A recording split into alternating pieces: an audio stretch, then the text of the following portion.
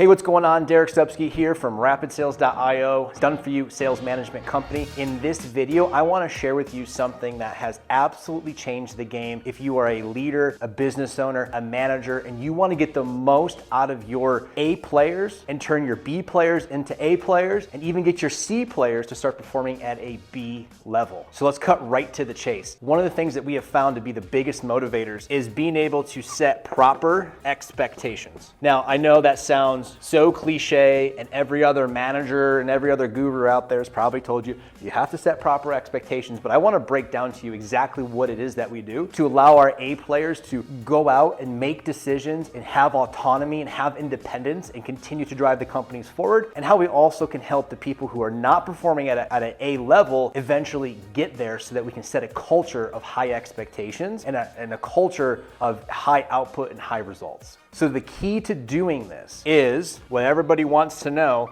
what are your KPIs, your key performance indicators? So this is where it all comes into play. Now, the key performance indicators, we look at 3 specific KPIs when it comes to our sales teams. Number 1 is going to be total cash collected. Number 2 is the average cash per appointment. And then number 3, volume of deals. So that's a number, that's an average cash, and this is total cash. The reason why we have 3 specific KPIs that we are shooting for is because we want to tell our team what the proper expectations are for them to be an A player in the sales department. They know that if they hit their total cash goal, then we won't say boo. We won't bother them. We're going to allow them to continue doing what they're doing. Now let's pretend that they fall short of the cash goal. That's off the table. Our second fail-safe, because maybe they didn't get enough opportunity to create the cash. Maybe their pipeline was kind of dry, or maybe they didn't use their pipeline as much as they should. So let's say that they don't hit their cash. The second thing that we look at is the average cash per appointment. We know that the average booked appointment cost is going to range between $75 to $100 to $300 to $500 to $1,000 depending on the offer. We want to get a minimal, this is absolute minimal, 3x return on investment or return on their ad spend when it comes to marketing to sales. If we know, for example, a cost per book call is $100, our minimal average cash per appointment KPI is going to be $300 to $350 average cash per appointment. The way that we go and calculate this is, let's say that you have $1,000 in cash collected and you've taken 5 appointments. You would take the $1,000, you divide it over the 5 appointments, and that's going to give you an average of $200 cash per appointment. Now, that would not match the KPI that we just set, therefore they would miss. But that is how you calculate. This is the cash collected. This is the appointments that were on their calendar regardless of result. No shows included, disqualifications included. If that's a booked appointment on the calendar, it's counted. So $1,000 in total cash collected divided by 5 appointments comes out to be $200 cash per appointment. So we know that if we don't hit our total cash, this shows what our overall efficiency is as a sales team, as a sales rep. Because if you have a low volume of opportunity, but your cash per book call is very high, it tells me that you are very efficient with the sales process and you're collecting a good amount of cash. And I got no problems with that. You won't hear from me if you're hitting this KPI. Now, let's say that this KPI is also missed for whatever reason, and we crossed that off the board. The third one that we had up here was total deals. This is by volume, right? So this is how many people did you sign up. Maybe it was a really rough marketing session or marketing time, and we had to do a lot of smaller deposits or downsells in this period of time. And we know that if we can get maybe 10 deals across the board for the month as the KPI, and you ended up hitting 14 deals, but your cash was low, and your average cash per appointment maybe wasn't as high as we wanted it to, but the volume of 14 deals was there. It surpassed our goal of 10. I'm still happy with that. We got to do some work, maybe some tweaks in the marketing, maybe review some of your calls, but we're still in pretty good shape because the volume is going to be there, which means we can stack up revenue on the back end. So as you saw the metrics that we run through when we're running the sales departments, there's also 3 basically subcategories of KPI. Subcategory number 1 is minimal. So I worked with someone who called this MAS, M-A-S,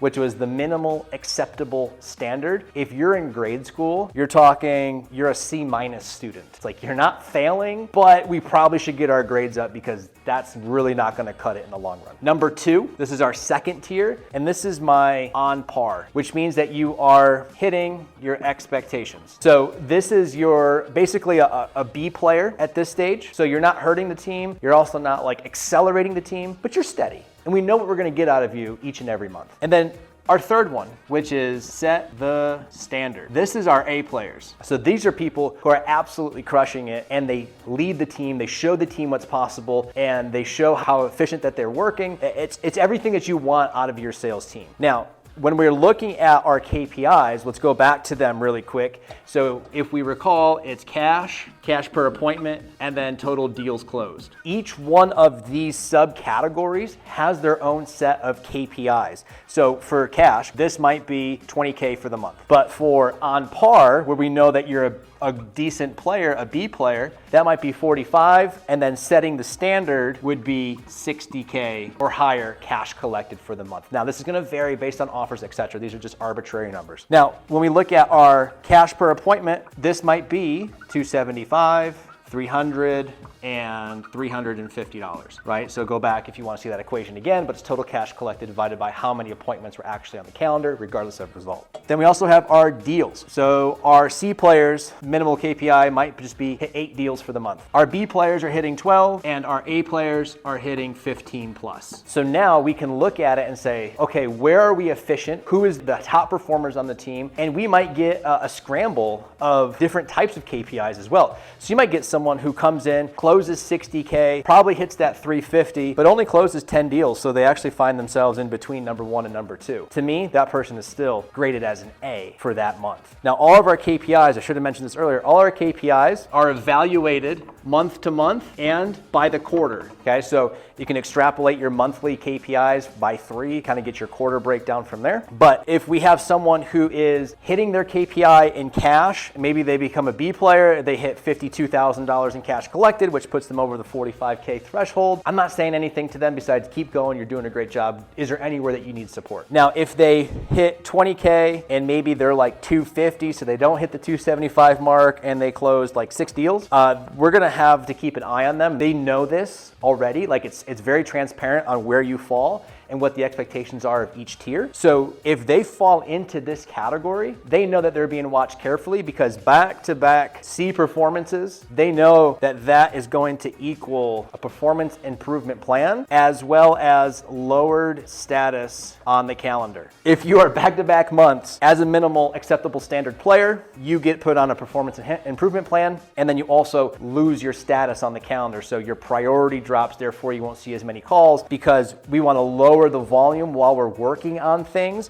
in hopes, maybe not worried about the cash, but we are worried about our cash per appointment and having that increase, which means that we need to get better tactfully as a salesperson. So that is our 3-tiered system of our key performance indicators and the 3 KPIs that we set with each department that we run. Again, these are all arbitrary, made up numbers on the spot. They will vary based upon offer to offer. So now the last part to put this whole thing together is that as managers, we can sit there and say, these are the expectations and these are the KPIs, rah, rah, rah, go get them. But what we've found is that there's a higher level of accountability when we have each rep draw out their own business plan for the month, meaning they have to write out exactly in detail how they are going to be on par or better.